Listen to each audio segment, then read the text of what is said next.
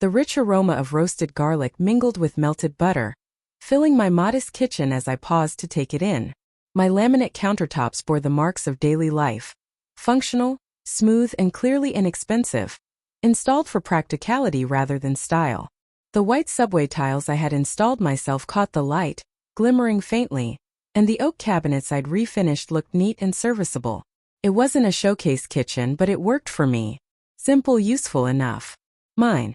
My sister Diane, of course, never missed a chance to comment on it. "Jen, with what you earn, you could really upgrade this place," she would say, her voice dripping with sweetness and judgment. 3 months earlier, Diane's own kitchen had become her pride and her online trophy. Marble counters gleamed, custom cabinets sparkled, and appliances looked like they belonged on a televised cooking set. Her Instagram overflowed with polished posts celebrating her so-called dream kitchen. What nobody saw, though, was that I had co-signed the $150,000 home equity loan that funded her marble sanctuary.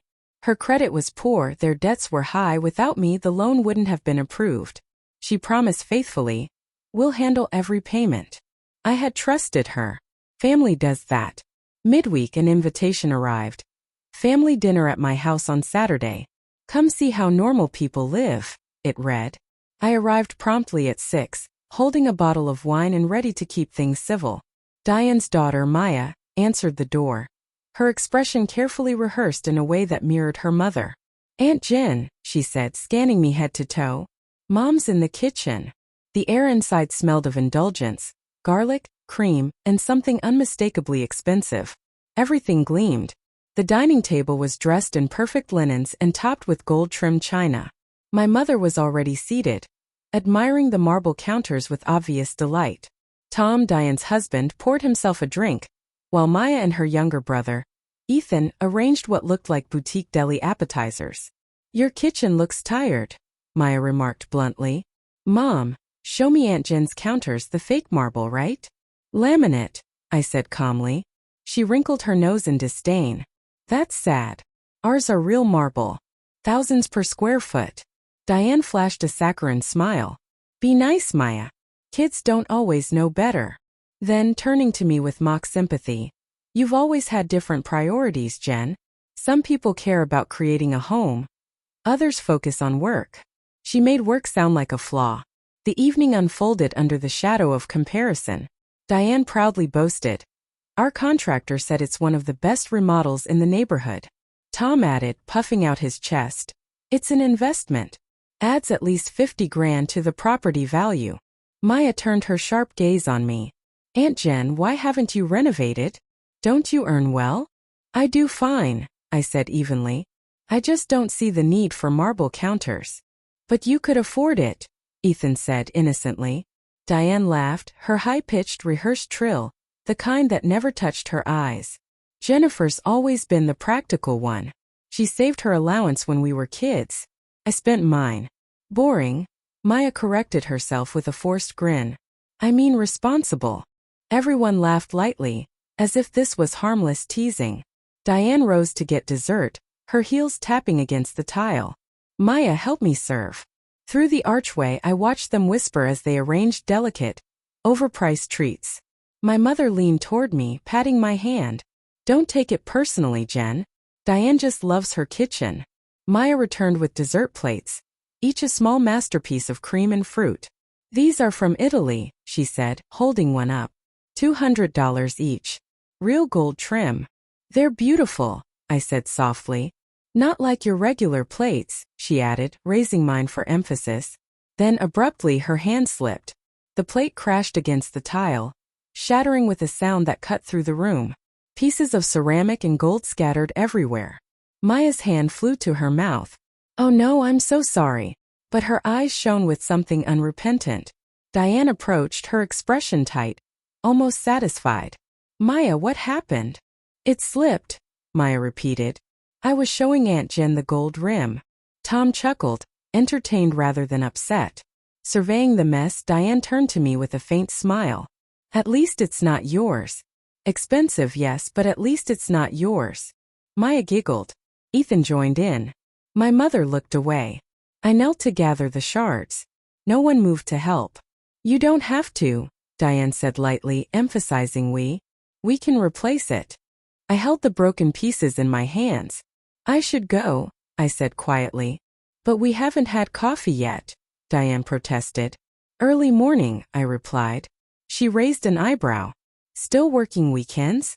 That's dedication, or desperation.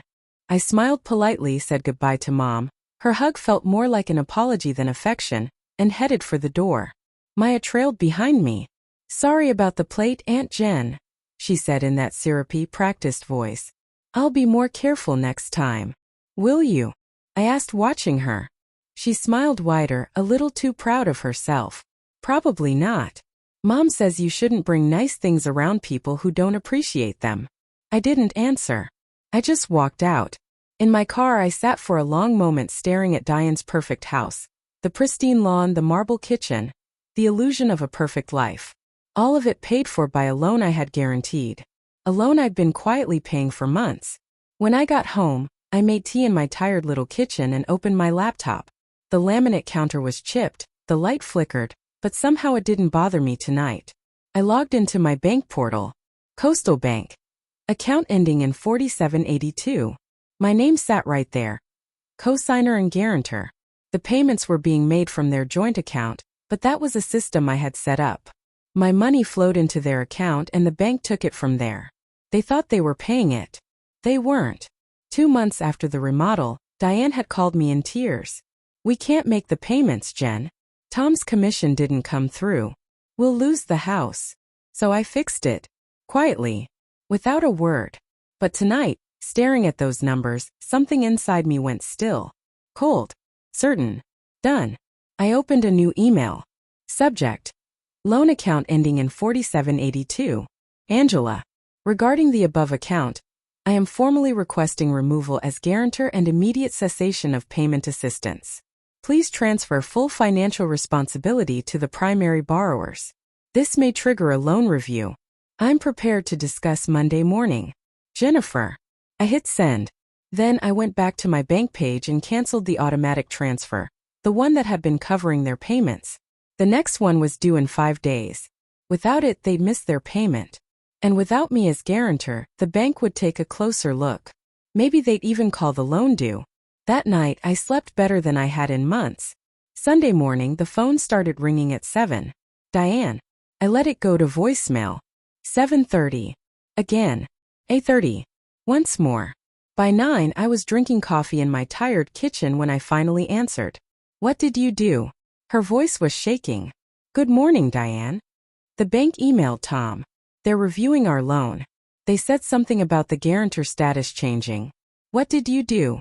I removed myself as guarantor. Silence. Then. You can't do that. We have a loan agreement, I said calmly, that allows guarantors to withdraw under certain conditions. I met those conditions. What conditions? Loss of confidence in the borrower's ability to repay. We've been making every payment. Have you? I asked quietly. Or have I been making them, while the money passed through your account first? More silence. Long this time. You've been paying? Her voice was small now. Every month since June, I said. When you called crying about Tom's commission. The money just came from my account before it ever reached yours. I didn't know. You didn't ask, I cut in. You just enjoyed your marble countertops and Italian china, while your daughter smashed plates in front of me for fun. That was an accident. No, it wasn't. Maya dropped that plate on purpose and you laughed. You even joked that at least it wasn't my expensive china, because I couldn't afford any. I didn't mean. While I was paying for yours, I said. While I was funding your entire renovation. Your illusion of perfection. Your comfort built on my money. Please don't do this, she sobbed. The bank will call the loan. We'll lose the house. You might, I said simply. Or maybe you'll learn to live within your means. You're being cruel. Cruel. I repeated. Was it cruel when your daughter mocked my kitchen? When your whole family laughed at me while I paid for your luxury? You didn't care, Diane. And that's worse. There was shuffling and then Tom's voice replaced hers. Jennifer, let's be reasonable. We can work this out. I am being reasonable, I said. I'm removing myself from financial responsibility for a loan you can't afford. We'll make the payments. With what? I asked. The money I was transferring to you? Because that ends today. Your next payment's due Friday. I paused. Let's see if you can cover it. This will ruin us. I took a slow sip of coffee, watching the steam rise. Then maybe, I said softly, you shouldn't have ruined me first.